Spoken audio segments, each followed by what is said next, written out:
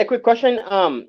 Like I have this cash buyer, and she's looking for a certain type of property, and the only way I'm able to find it is on the MLS list. Okay. So I actually have talked to a couple of realtors, and I sent them over your contract, but they all denied it. They were like, "No, we can't do that contract. We can't use that at all." Like, what should I do about that? Like, should I Yeah. just? So right off the bat, you know, wholesalers and realtors are like Hatfield McCoy, right? Yes, sir. So number one, don't tell them you're a wholesaler, and you're not lying to them, because the problem is wholesaler is you're boxing yourself in a category. And by the way, at their real estate school, I've sat in these things. I've literally sat in these schools. I've done it twice. I never took my license or exam. I just wanted to sit in. I paid to actually sit in. So once, honestly, it's through some of my employees through our own agency. They literally said right there, wholesalers are the worst thing you can ever work with in real estate. They'll scam you. They never want to buy the property. Avoid them at all costs. So so I love that you went to your cash buyer, you're looking for a particular type of property, and it's okay to go to MLS. If you have a cash buyer, you know what they'll pay and what they're looking for. But the reality is, once you enter into a realtor world, you cannot talk wholesaling at all. I could have told you up front your contract would get rejected. Okay. It just, so which state are you in?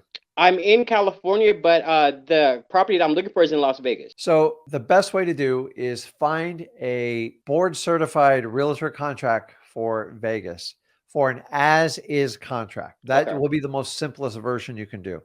Now, You in the said, state of Florida, the realtor let me write contract, this down real quick. What did you say? You said it was a board certified? yeah, so it's mutually agreed on between the board of realtors and I guess the Realtors Association and the attorneys. Okay. And you're looking for just a simple as-is contract. Okay. Now, a contract you can adapt to whatever you want to accomplish. The reality is why they don't like your wholesaling contract, because it's 2 pages. How the hell can you do real estate with just 2 pages when our standard contract is almost 20 pages? Okay. The reality is all that crap in between is just basically realtor and attorney templates for like, what if this happens? What if that happens? 3 million case scenarios that the odds of them happening are very low. But they do it because it does happen and they're trying to cover all their bases. So by you giving them a 2-page contract, you're freaking them out because you're just giving them the truth up front and they don't like it. And so you can accomplish the same thing with a 10, 12, or 15-page contract. Here's the key terms. You still have to agree on the price, right? Yes, sir. You got to agree on a deposit, right? Yes, sir. And you got to agree on a closing date. What's the one thing that you have to have in a realtor's contract to make your business work as a wholesaler? I'm assuming the earnest money deposit. Nope. You don't even technically need that, but it's negotiable. I don't know. I don't know. You need an assignable contract. That's it. Oh, okay. That's it, dude. Do you understand the only difference between my 2-page and that 15-page crap is the assignability clause? Okay. And then the realtors, they have a box to check it. Now, typically in a realtor, it'll say, a buyer may assign the contract and be released from liability, or it'll say buyer can assign the contract but will not be released from liability, meaning you can close it in any person's name, or the contract is not assignable. Those are the 3 options. In realtors, now they're taught to check a box. Here's your explanation if you do the assignability. And by the way, most of them will accept assignability, but still liable, which makes sense. And to go, so all realtors told assignability is bad, and that's how wholesalers scam people. It's not. The reality is, I don't know which company I'm going to buy it in. I have multiple partners, and depending on how much work we need to do with and what the final price and everything is, I have to have the ability to decide which company is going to do the final closing. It's not going to affect anything else. The reality is, if Mickey Mouse buys it or I buy it, you still get paid your commission. And that's how I talk to every one of them. Period. They're going to, like, the only thing they'll ever fight you on these contracts is the assignability. Outside the assignability, almost everything is the same. It's just a heck of a lot more legal jargon in there. And then you'll have a special addendum section. So if you come to like, hey, if you want to pay for closing cost, or you say, hey, the seller has to pay the last 2 years of back taxes, that's where you put it in. And that's like normal realtor conversation. So don't speak like a wholesaler, and just make sure contract's assignable. Okay. And then as far as an inspection period, the beauty of most realtor, they usually give you more time to inspect stuff. So it's not uncommon. So the standard in like my state, if you leave it blank for an inspection, is 15 days. I always put 30. Okay. Now, a lot of them like get really uncomfortable with that. The one thing, assignability And you have to make sure you have ample time to get your buyer to get done what you need to get done, period. And that's Okay. it. Just same thing goes with probates. You can't put a probate contract. They're tough to put on the 2 pages because they usually have to be run by a probate attorney and they get freaked out on those contracts. So remember, we talk about resourcefulness on this live. This is what I'm talking about. Learn Okay. how to be resourceful and just navigate through it. Listen, realtors at the end of the day, what does a realtor want to do? Like, what's They their want to goal get of paid. doing a contract? For them to get paid. So just show them the paved road on how they get paid. That's it. You could Okay. just don't be, I'm a wholesaler. The minute you say wholesaler, they literally just close their ears. Even if you have something great to tell them, they will not listen to you. Well, what's funny is because I was talking to the realtor, and I told him, I was like, well, because I told him I want a certain type of the fourplex, and he kept sending me like duplexes and triplexes, and I'm telling him like, look, these aren't really what I want, but what I can do is I could talk to some of my partners, and I might be able to get them interested into it, but I would have to assign the contract. And he accidentally sent me a text saying like, I'm dealing with another wholesaler. And I was like, excuse me? He's like, oh, I just pushed the wrong, but I didn't mean to send that to you. I'm like, okay. So I already know he doesn't like wholesalers. And listen, just if you're looking for a particular deal for that, just try not to rely on one realtor. It's just the truth of the matter because they're not Yes, going to sir. rely on you. So don't Yes, sir. rely just completely on them. And then, guys, listen, I have some incredible realtors that I work with. I've been doing this a long time, but I'm just telling you, most realtors are just like, this is what I have in front of me today, and that's what I'm going to deal with. I recently called a realtor on a property I've been chasing down for years. I had a tip it might being sold, and I told the realtor, I go, hey, listen, just reach out to him. Put me a deal together. This is what I'll pay. It's cash. I'm going to make it real. Realtor got busy, never called me back. I went on, I got another realtor. I got it done. And that realtor called me like 2 days ago. Hey, what about that deal? I go, that was 36 days ago. I've already moved forward. And I'm just telling you, they'll do it to you. And like, I do it back to them. And like, she got upset with me, but the reality is I need people to like move forward. And like, all I think about is my business and my scope. If you have 300 other things going on, like I'm just going to get rid of you as fast as I can because you're not going to focus and do what you need to do. So you get it. You're going to swap the 2-page contract for your state approved, the simplest contract that will pass the realtor snuff test. And I'm here to let you know both contracts do the exact same thing. Just make sure Okay. you have your key points, an inspection period and an assignable contract. Okay. And Anything, Sparky?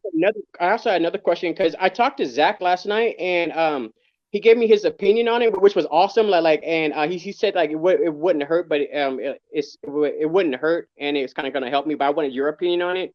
Because right now I'm in this course, trying to get my housing inspector's license, and reason why is just because I want to know more about houses and actually be able to, when people are talking to me about houses when they're trying to sell, I know what they're saying. Like, is that a good move, or should I just not Wait, done say that? that again. You cut out on me. Say I missed Oh, part of that, the first part of your conversation. I said that right now I'm taking a course on getting my housing inspector's license, and not saying I want to be a housing inspector. I just wanted to Yeah. know more about properties and stuff, and because I've been running across like people I've talked to that have been contractors, and they're telling me these different things that they're doing in the house and stuff, and I didn't know what they were talking about. So I Yeah. took the course to get more knowledge. Was that a smart move, or was that not a Um, smart move? as long as it doesn't take away from your income producing activities, if it makes you more confident and comfortable, who am I to say that's not going to help you out? But Okay.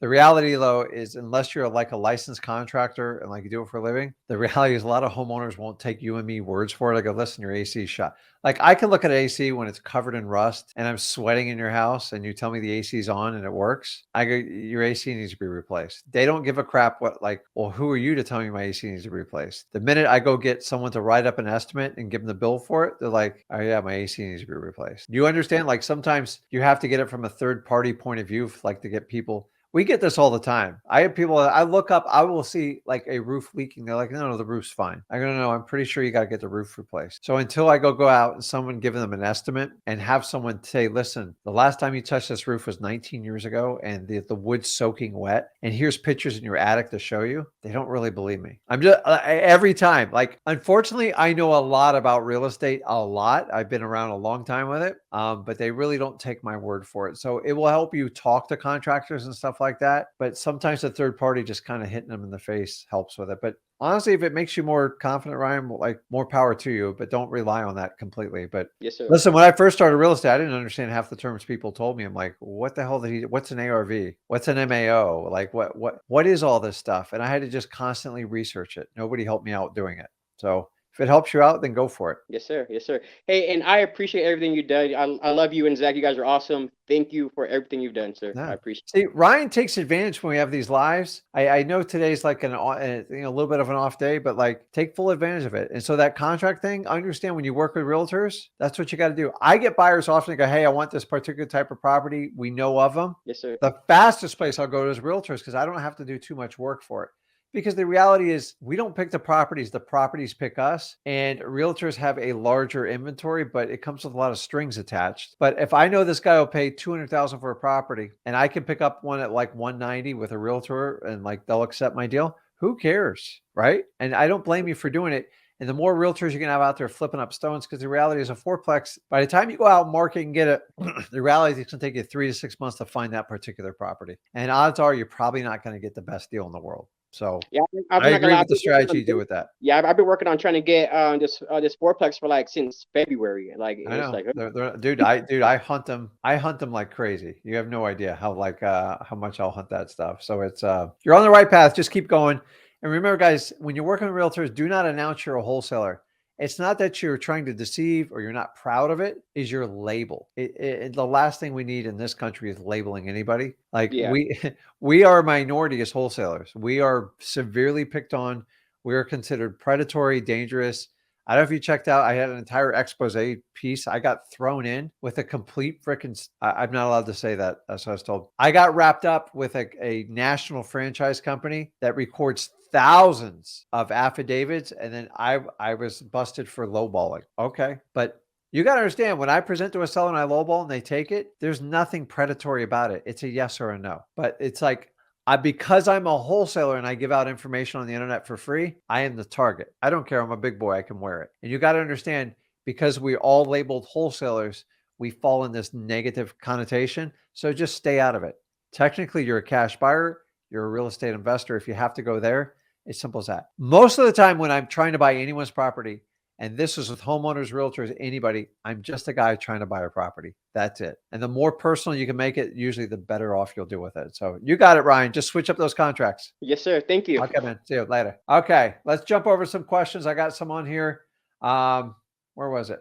Okay, says Rick, for probate, if there is no PR, but the spouse is listed, should we address the spouse or the estate of the descendant? So it just depends on in what capacity the spouse is listed as. Obviously, if they're the PR or the executor, then definitely. Here's a little trick for you. When you can't determine who the PR is, which stands for personal representative, or the executor, just mail your probate letter to the physical property, the one you're looking to buy, and then put on the front of it to the put the estate of John Doe. The letter gets picked up. It actually works really well. For the longest time, I chased down the heirs. I did it for almost 3 years. Don't do it. It's a nightmare. The reality is the PR and the executor, that's the person that the family member has chosen as the most responsible person in the family. And usually they've demonstrated the most trust and fiscal responsibility. And then it's their job to disseminate the assets, cash, whatever it is, the house. And so when you contact the heirs, I thought it'd be a resourceful way to get the PR's contact information when we couldn't get it. But the problem is there was a lot of drama, and the drama got me nowhere. And it was just hundreds of hours of endless conversations of family drama. And I don't want to get involved in it because I can't, like, honestly, we're just the people buying the property. You cannot make a family make a decision. So if you can't determine who the PR or the executor is, mail to the estate of John Doe. John Doe, you can replace that with any name, and somebody usually always picks up the letters. I've gotten a lot of deals off that technique alone. Honestly, if you don't have a lot of time, you don't want to do it. If you could just get the probate list and just mail to the estate of John Doe, Sally Smith, whatever it is, you'll do just fine. It's a little less detailed, but it still works. And sometimes we do that in markets where we can't always get all the information, and it works really well. So use that little tip. But yeah, I love that you're doing probates. Like keep doing it.